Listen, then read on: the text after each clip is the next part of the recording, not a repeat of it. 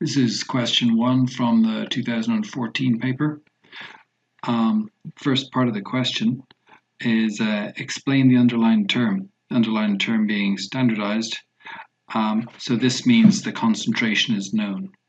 The concentration was determined by another titration. That's what standardized means. So the molarity is known, concentration is known.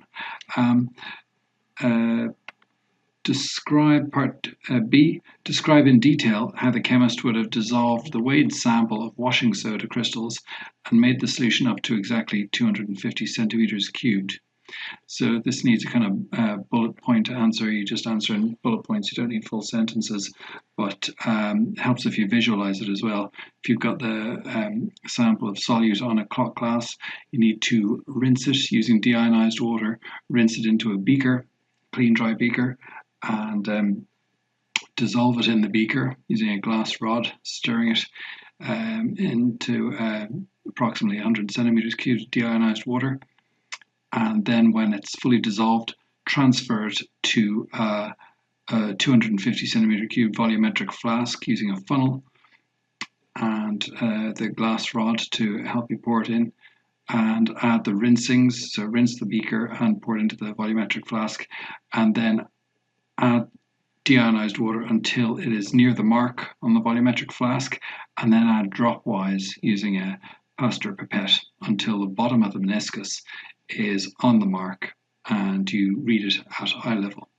Then stopper the volumetric flask and invert it several times. Let's say, well, approximately 20 times. Okay.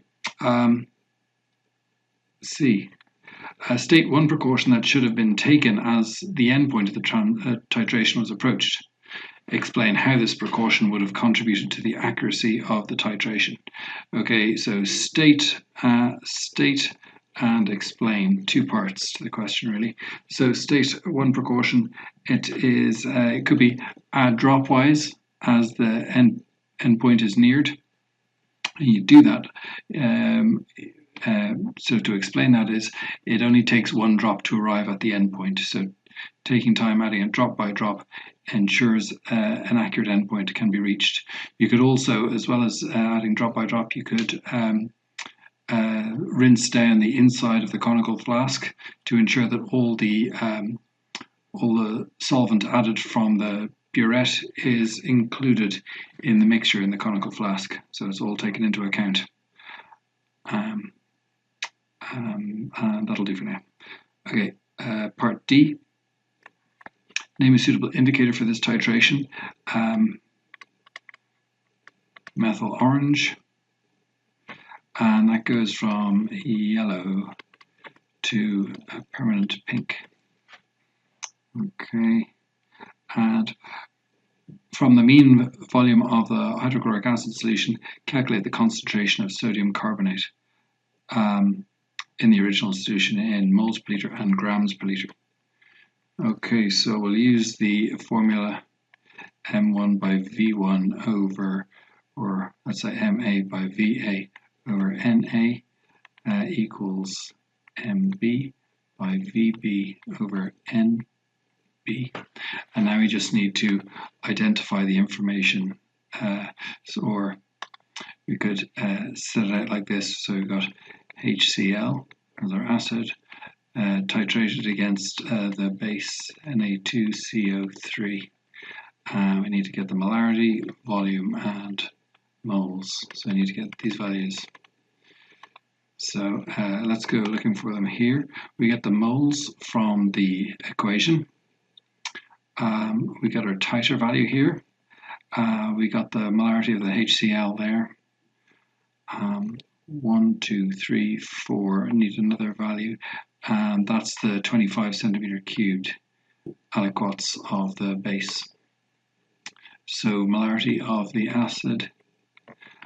We don't have the molarity of the base. Volume of the acid, 21.6 centimeters cubed. Volume of the base, 25 centimeters cubed.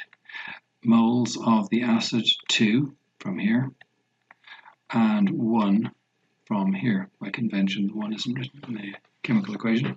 So now we plug it into the above formula. And so we've got 0.1 by 21.6 centimeters cubed over 2 equals, we got the MB value, which is the unknown, by 25 over 1. And so we isolate MB. And we do that by dividing both sides by 25. So that leaves us with, oops, where's my pen?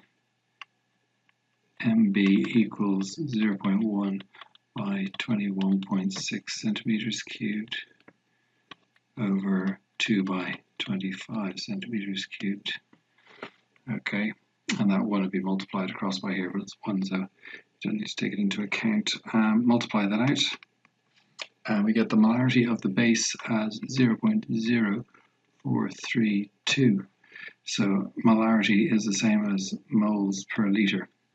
So that's the answer to the first part. Now we need to get it into grams per litre, and the molar mass of the base is 106.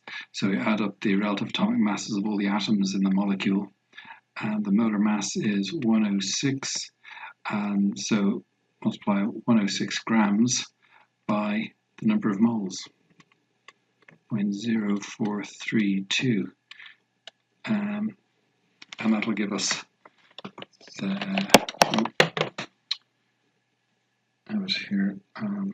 number of grams per litre. So it's 4.6 grams per litre. Okay, now on to part F. So calculate the percentage of water crystallization in the crystals and the value of X in the formula here, that value of X there. So first thing we need to do is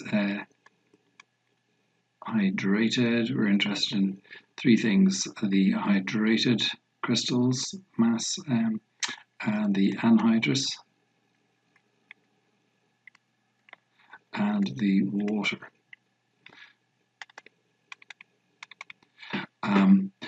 So at the start, we're given information that there's 2.5 grams in 250 centimeters cubed, and this is the hydrated crystal.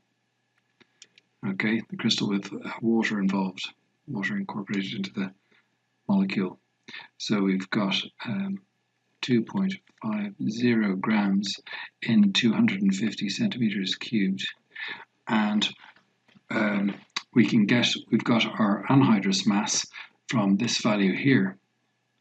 Okay, so this is the amount of anhydrous crystals. So we want it in 250 centimeters cubed, so we can compare like with like. So we divide this, as this is per litre, 1,000 centimeters cubed, we divide it by 4,